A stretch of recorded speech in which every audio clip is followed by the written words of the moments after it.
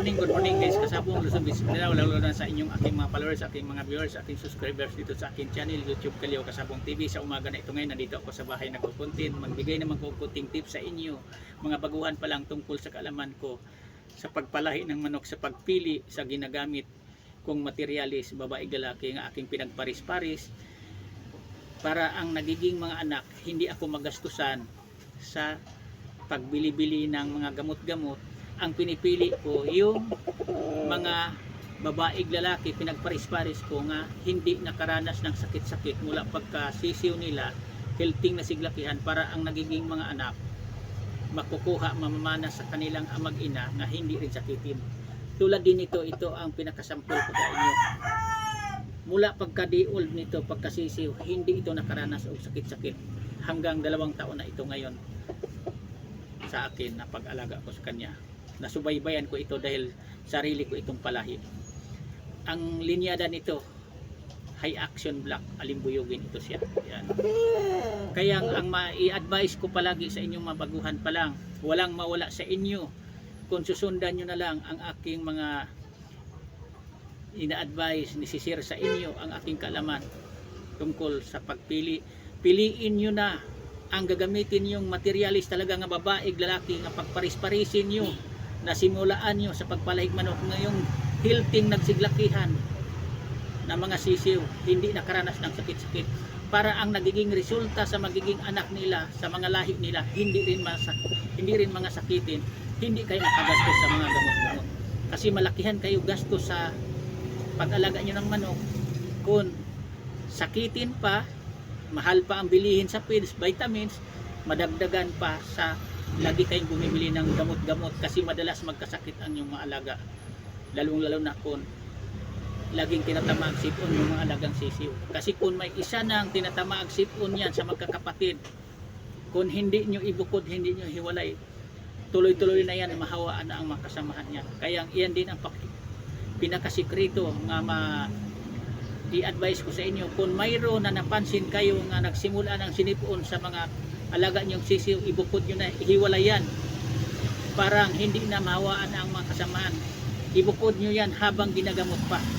Sa kanan nyo yan ibalik sa mga kasamahan niya, isama nyo na kapag lubusan ng gumaling ang kanyang naramdaman na sakit o sipon man yan. Yan ang pinaka importante sa pag-alaga din ng manok. Kasi kung mapabayaan mo lang yan na ang isa kasisiw may sakit na, may sipon na, hindi mo alisin yan, hindi mo ibukod, hindi mo hiwalay sa mga kasamahan niya, sa mga kapatid niya, doon yan magsimula nga manghawa halos lahat ng magkapatid, mga alaga mong sisiw, kahit hindi kapatid, mahawaan yan, magkasipon, magkasakit-sakit na rin yan. Yan ang maibigay ko tips sa umaga sa inyo ngayon, na mga baguhan pa lang na mahilig mag-alagag manok ng papalahig tulad. Ang mga ginawa kong content video, nag-i-upload ko dito sa aking channel YouTube Kalyaw Kasabong TV, para sa inyo itong mga baguhan pa lang. Nisisir ko lang ang aking kaalaman, ang aking kunting natutunan tungkol sa kaalaman ko sa pag-alagag manok, para nga ang aking pinagdaanan dati na nagkalugi-lugi ako sa paggastos sa pagmamanok, hindi nyo mapagdaanan. Kasi ang hirap kapag magdaan tayo sa magkalugi-lugi tayong magmamanok, dahil napili natin ang linyada nga hindi dapat nating alagaan. Dapat ang pipiliin natin, ang alagaan natin, yung linyada na pinili natin na hindi sakitin, healthy masiglakihan, mas nakaminos tayo sa ating ginagastos ikumpara sa linyada lahi na napili nating ginamit materials na ang maglabas ng mga sakitin na anak dahil nakukuha sa amag-ina din nila na ng pinagalingang sisiw pa rin nagkasakit. Magastusan tayo niyan. Kaya piliin nyo na, tulad ng pagpili ko, ang ginagamit kong materialis babae lalaki na simula pagkasisiw hindi nagkaroon ng sakit-sakit. Sigurado ako ang resulta sa magiging anak din sa mga alaga nyong mga manok, tulad din sa magiging alagaan ko ngayon, na hindi ako napagastos sa gamot-gamot. Kung hindi, napagastos lang ko dito sa Vitamix pagkain lang, okay lang yun, dahil kung mag-out, magbinta ako, mababawi lang yan. Yan lang.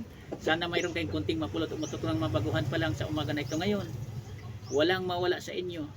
Basta piliin nyo lang ang sinasabi ko, babae nga hindi nakaranas ng sakit-sakit pagkasisiw, lalaking hindi nakaranas ng sakit-sakit mula pagkasisiw, yan ang pagparisin nyo ngayon.